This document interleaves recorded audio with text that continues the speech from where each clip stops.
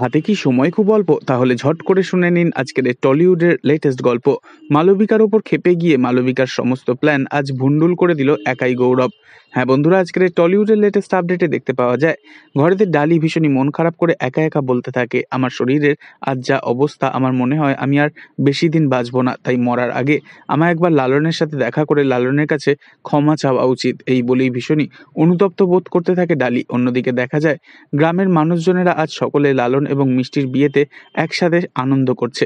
লালন মিষ্টির সিঁথিতে সিঁদুর পরাতেই যাবে, ঠিক সেই সময় সেখানে উপস্থিত হয় নকল রক্তিম। নকল রক্তিমকে দেখে সিঁদুর পরানো থামিয়ে দিয়ে লালন চমকে ওঠে আর বলে, রক্তিম বাবু তুই এখানে?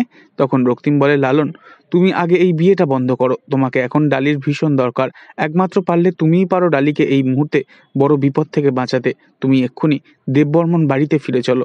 এভাবেই গৌরব মালবিকার অজান্তে লালনকে এসে সবটা বলে দেয়। তো এই ছিল আজকের এই টলিউডের লেটেস্ট আপডেট। নেক্সট আপডেটের জন্য অবশ্যই সাবস্ক্রাইব করে রাখবেন। ধন্যবাদ।